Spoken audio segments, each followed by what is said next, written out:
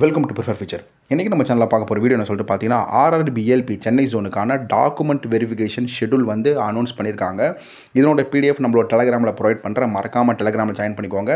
யாரெல்லாம் செலக்டட் கேண்டிடேட்டோ அவங்களோட register number இதில் அப்பியர் ஆகும். இதில் உள்ளவங்க வந்து டிவிக்கு வந்து செலக்ட் ஆகிருக்காங்கன்னு அர்த்தம். இது மட்டும் இல்லாமல் உங்களுக்கு மெயில் மூலியமாகவும் எஸ்எம்எஸ் மூலியமாகவும் ஆல்ரெடி இன்டிமேஷன் போயிருக்கும். ஓகேங்களா?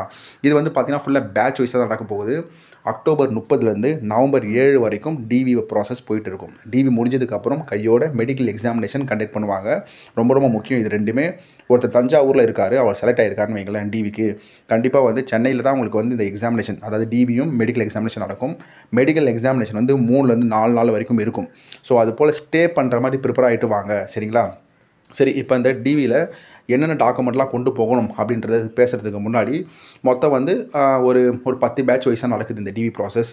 இவங்களோட வெனு எங்கே, டேட் எங்கே, டைம் எங்கே அப்படின்ற டீட்டெயில்ஸ் எல்லாமே கால் லெட்டர்னு சொல்லுவாங்க. டாக்குமெண்ட் வெரிஃபிகேஷன் அண்ட் மெடிக்கல் ப்ராசஸுக்கான கால் லெட்டர் செப்பரேட்டாக ப்ரொவைட் பண்ணியிருப்பாங்க. அதில் எல்லா டீட்டெயில்ஸுமே உங்களுக்கு மென்ஷனாக இருக்கும். ஸோ ஓகேங்களா?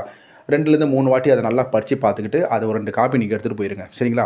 சரி, இது வந்து பேட்ச் வைஸாக நடக்க போகுது அப்படின்றத ஆல்ரெடி சொல்லிட்டேன். இப்போ டிவியில் என்னென்ன டாக்குமெண்ட்லாம் கொண்டு போகணும் அப்படின்றத ஒரு கிளான்ஸ் பார்த்துலாம். ஓகேவா?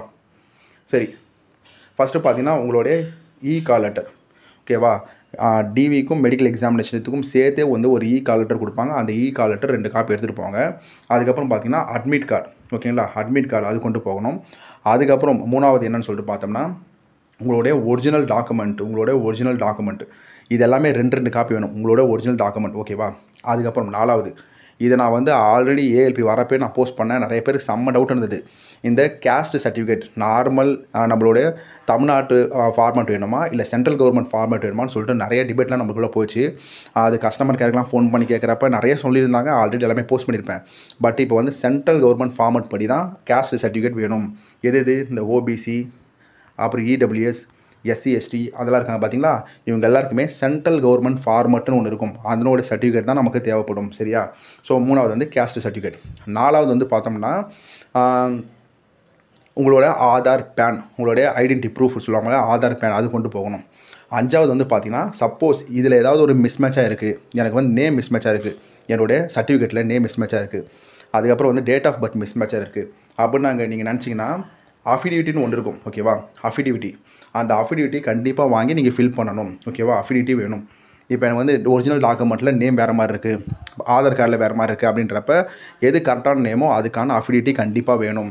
எவ்வளோ ருபீஸ் பாண்டுனா 100 ரூபீஸ் பாண்ட் இருக்கும். ஓகேவா? ஸோ இந்த 100 ரூபீஸ் பாண்டு வாங்கி நீங்கள் அஃபிடேவிட்டி ஃபார்ம் அதாவது வந்து இப்போ நேம் மிஸ்மேட்ச் ஆகிருக்குன்னா அதுக்கு தனியாக வாங்கணும். டேட் ஆஃப் பர்த் மிஸ்மேட்ச் ஆகிருக்குன்னா அது தனியாக அஃபிடேவிட்டி வாங்கணும். இதில் வந்து அப்புறம் டிகிரி சர்டிஃபிகேட்டில் நேம் மிஸ்மேட்ச் ஆகிருக்குன்னா அதுக்கு தனியாக அஃபிடேவிட்டி வாங்கணும். ஸோ எந்த இதெல்லாம் தப்பு இருக்கோ அதுக்கெல்லாம் தனித்தனியாக அஃபிடேவிட்டி கண்டிப்பாக வாங்கணும். 100 ரூபா பாண்டில். சரிங்களா? ஸோ இது வாங்கணும். வேறு என்ன இருக்குது? ஸோ அவ்வளோதான், இது மட்டும் தான் இருக்குது. ஸோ கால் லெட்டர் எடுக்கணும், அட்மிட் கார்டு எடுக்கணும், ஒரிஜினல் டாக்குமெண்ட் எடுக்கணும், அதுக்கப்புறம் பார்த்தீங்கன்னா ஏதாவது மிஸ்மேட்ச் இருந்தால் அஃபிடேவிட் எடுக்கணும், ஐடென்டி ப்ரூஃப் எடுக்கணும். ஸோ இதுதான் நம்மளுக்கு வந்து கொடுத்துருக்க ஒரு இது. ஓகேங்களா? இது மட்டும் இல்லாமல் கேஸ்ட் சர்டிஃபிகேட். ஓகேங்களா? ஸோ இதுதான் கேட்க போகிறாங்க. எல்லாமே 2 காப்பி கொண்டு போய்க்குவாங்க. ஸோ இது முடிஞ்சதுக்கப்புறம் மெடிக்கல் எக்ஸாமினேஷன் வைப்பாங்க. அது என்னென்னலாம் டெஸ்ட் பண்ணுறாங்க அப்படின்றத நம்ம 1 by 1 நெக்ஸ்ட் வீடியோவில் பார்க்கலாம். ஓகேவா?